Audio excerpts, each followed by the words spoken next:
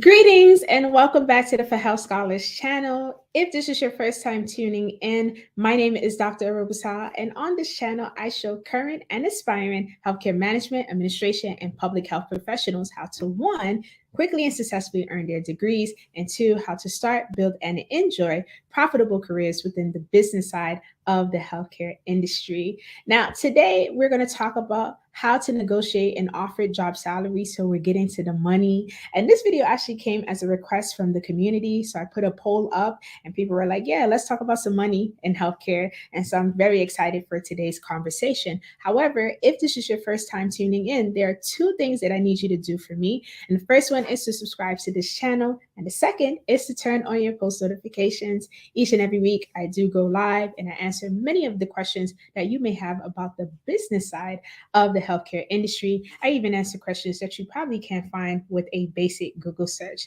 So definitely subscribe and definitely turn on your post notifications. I promise you don't want to miss out. And talking about subscribers, I want to shout out our new subscribers to the channel. From the bottom of my heart, I really appreciate your subscription. It doesn't go unnoticed. Please watch the videos that you need and that you want. Okay.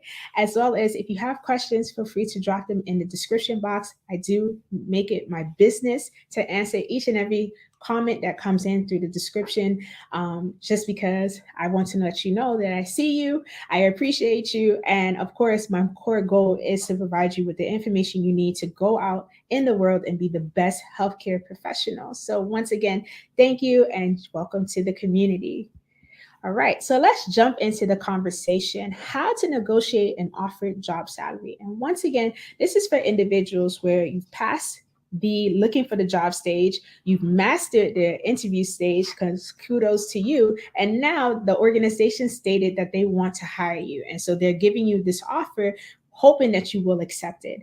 And I hope you will accept it. But before you do, I want to make sure that you are accepting an offer that is going to be very advantageous to you, because as I stated before in some of my other videos, is that working for a job should be mutually beneficial. It's not all about you as the hired employee giving your time, your skills, your expertise, but also that it is rewarding to you. And that leads to my first note to all healthcare workers, because I find that many people are afraid of the act of salary negotiations. You shouldn't be.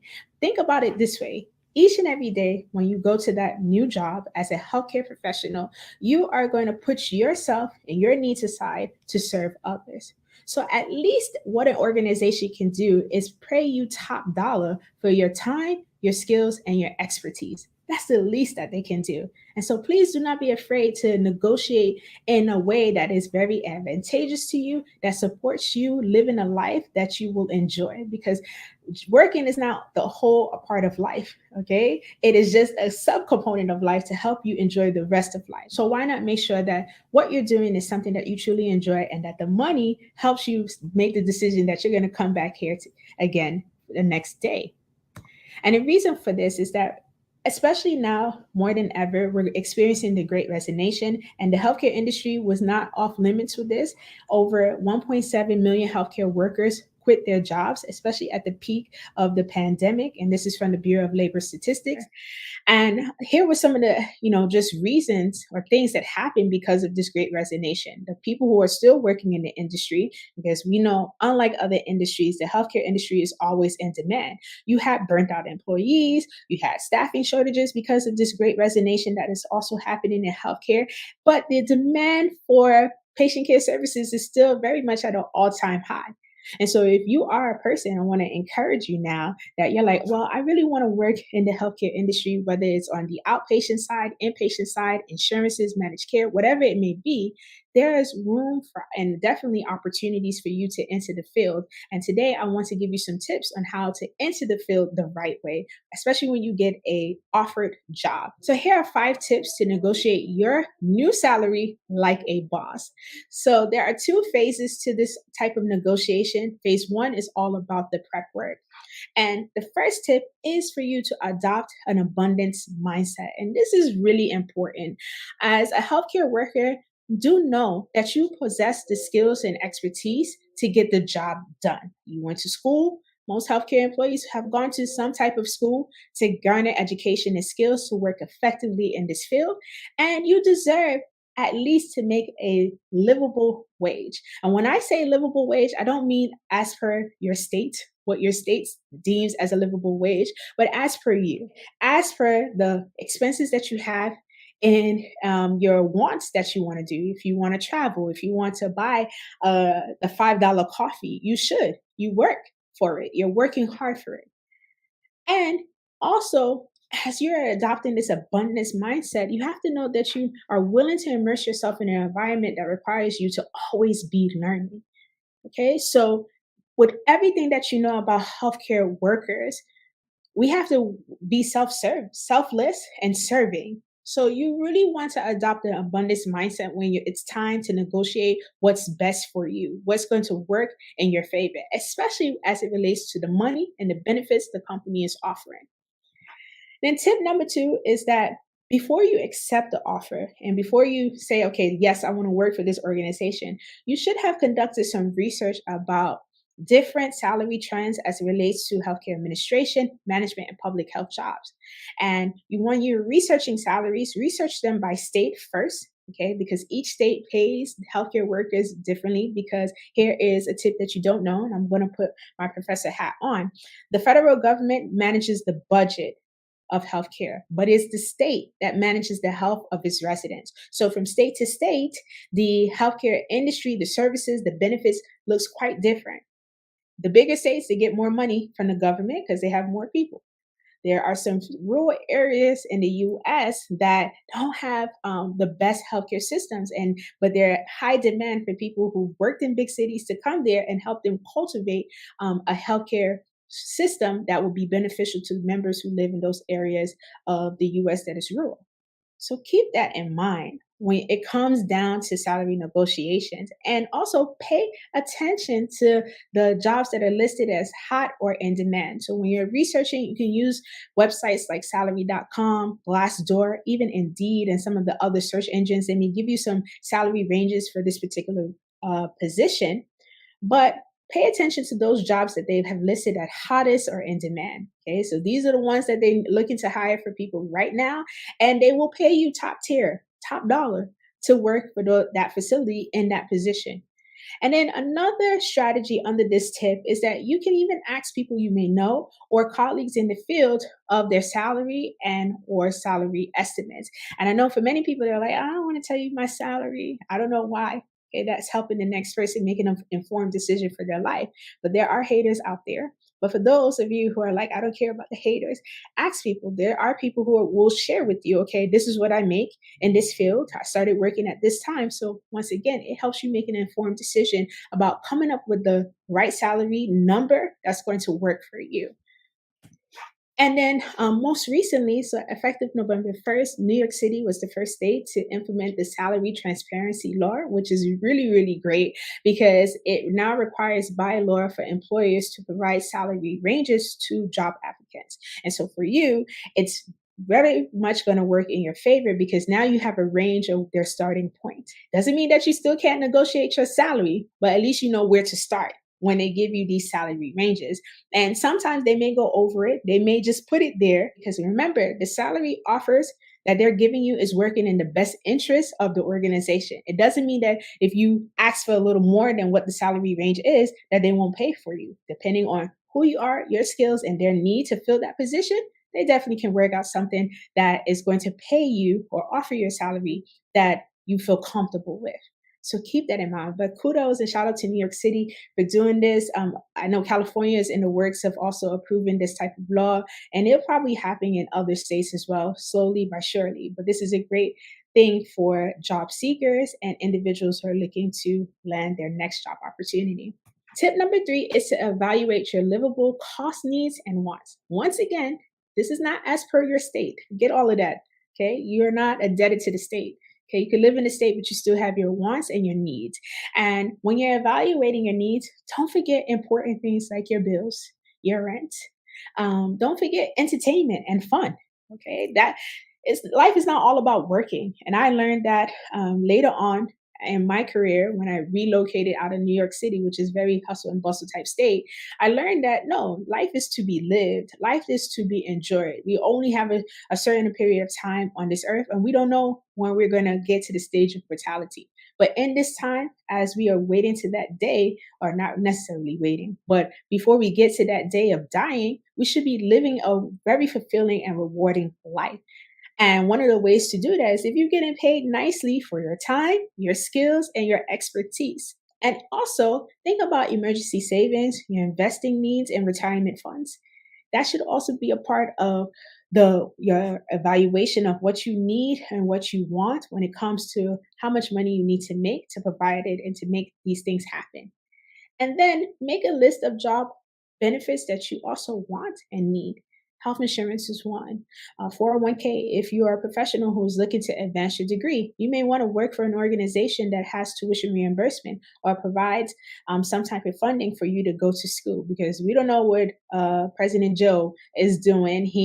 We think he's going to forgive some stuff. He's not. And so if you can avoid student loans as much as possible, that's a great thing. But even if you have student loans, you should be taking that in consideration when it comes to how much money you need to make to not only survive, but thrive in this life. And after you've done your research, we're now going to shift into phase 2, where the negotiation process really starts.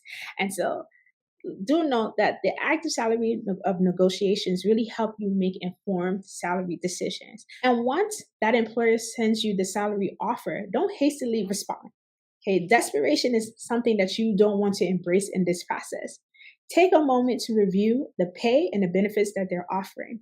And I'm going to tap into my faith a little bit with this. And because many people are like, oh, I don't want to, waste too much time because they're not going to give me the job. And let me tell you something, and this is a principle that I now live by. What's meant for me will be for me, even a job. That's attributed to my faith and the God that I serve, that I know that what's meant for me is not going to pass me by. So if I want to take an hour to assess, or 2 hours, or even 24 hours to assess the offer that they're giving me, I can, because if that job is meant for me, it'll be waiting there, and the people will be understanding that I need to make a decision, because this is going to impact my life. This is going to impact how I'm living. This is going to impact you, how you're living, how you're getting by day. Nobody wants to struggle. And as I stated before, when you're working for a job, it should be mutually beneficial. So hold on to that. And if you are a person though, who's like, okay, but I need to say something, I got something for you too. Okay. And so if you need to respond, you can do such a simple response as this, dear so-and-so, I hope all is well, or you don't have to add that. Thank you for the attached offer. I will review. Should I have additional questions, I will contact you. Or even if once I review, I will follow up in a contact with you. You can make this your own. Okay. But keep that in mind, that if you need to say something, you can send something like a response message like this. But for those of you like, no, I need to review this, that's my next tip. After you've gotten all of your research, because you have been doing this, because now you've watched this video, and so like, okay, I'm going to be researching salary trends, and you have your ideal salary number in mind, the next tip is to respond to the offer email. And in that response, you are going to make your proposition that, hey, and ask, is this negotiable? And you're not going to just say it this way. I'm going to give you a script on what you should say. Okay. Never accept their first offer. Never accept their first offer. Remember, they're giving you an offer that is in their advantage. Okay. Even if it's a little lower than what they know you deserve, because they're trying to save themselves money. So in your follow-up response, here's an example script that you can use. Thank you for following up with me, etc. Express your gratitude. That's a big thing. Express your gratitude and your appreciation for them even selecting you and wanting you to be a candidate. But that appreciation does not have to turn into desperation or to lowball yourself. So then you hit them with, just your qualifications and the results that you know that you can give this organization.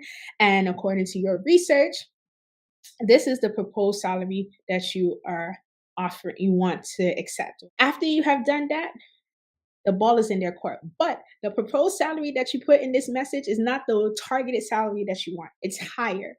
That is my next tip. For you, as a person who needs to accept this offer, have 3 tiers of salaries that you will accept in mind.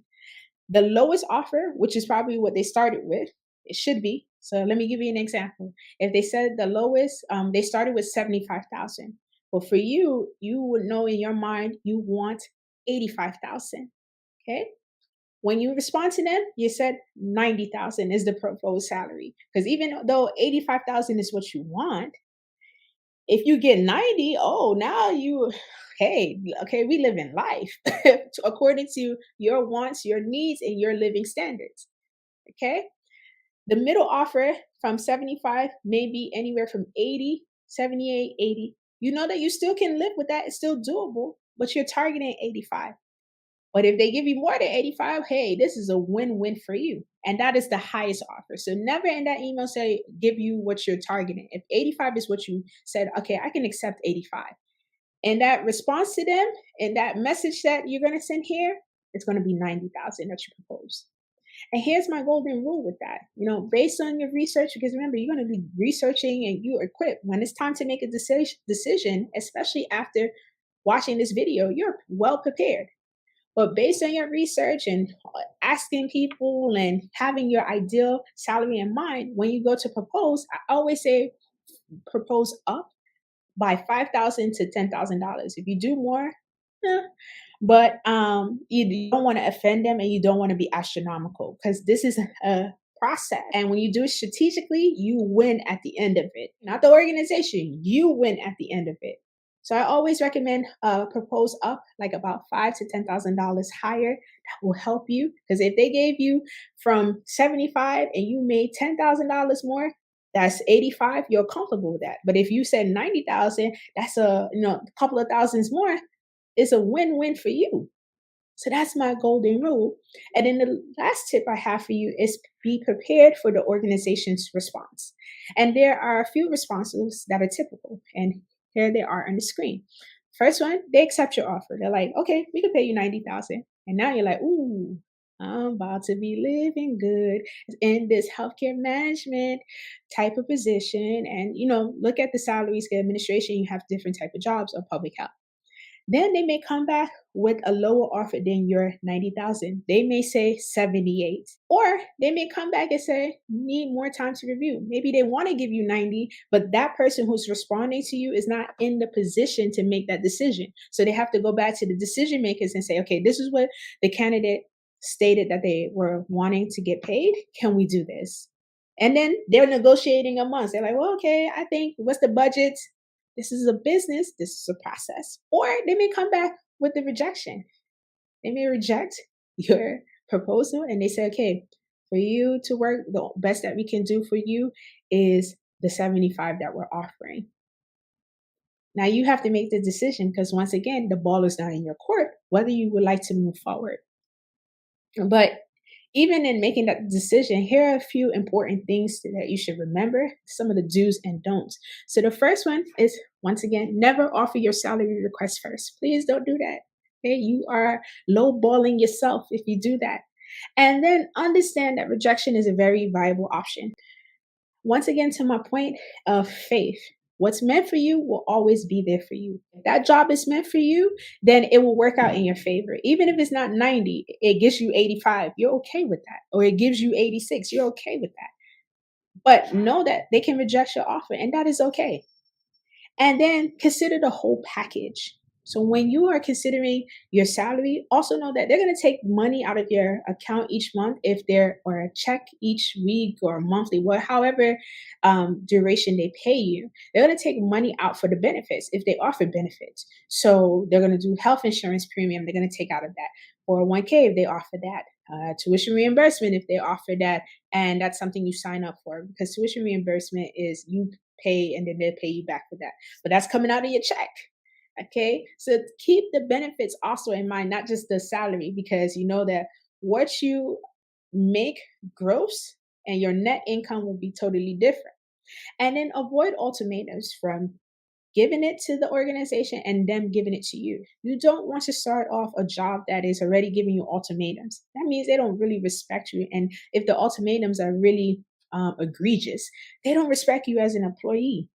And you do not want to work, not in this day and age, you do not want to work for an organization that doesn't value you as a person, but also value your time, your skills, and your expertise. You went to school to get this expertise that you're going to use to help them push their organization's agenda forward, to help them attain success. So keep that in mind. And don't be desperate. Desperation doesn't help many things in your life. Don't be desperate for anything. You know your worth. Walk with that confidence. And you deserve to be paid top dollar for your skills and your expertise and your time, because you can't get time back. And especially in healthcare, each and every day you go to that facility or work for that company, you're putting your personal needs and wants aside to serve others, whether it is at the forefront with direct patient care or if you are behind the scenes, okay, and working on the administrative side. You're putting yourself aside for 8 hours a day to help an organization in their mission, vision, and value and to push that forward. So make sure that it's mutually beneficial. I encourage you. It worked for me. Trust me, trust me, trust me. It worked for me. I'm not telling you anything that I have not done. All right. So I hope this video was very informative to you and gave you the confidence and the skills you need to be able to negotiate that offered salary effectively and to your advantage, most importantly, in your favor. And if you are a job seeker and you're like, okay, I'm not there yet, but this is helpful, I'm still looking to get a job, then here is a free guide that we have. It takes you from a space of being a healthcare graduate to job seeker to hired. So it's really, really good. You can access it, and the link is in the description box, but it would be really helpful for you. If you're like, I would like to speak to you one-on-one, I also have my consultation link in there as well and work with you. But the core goal is to make sure that you are working in this space of healthcare and it's profitable to you. You enjoy it, but you're also being impactful. And so with that, once again, thank you for watching today's video. Make sure to like, subscribe, and share this with someone who you may think needs it. And until next time, bye for now.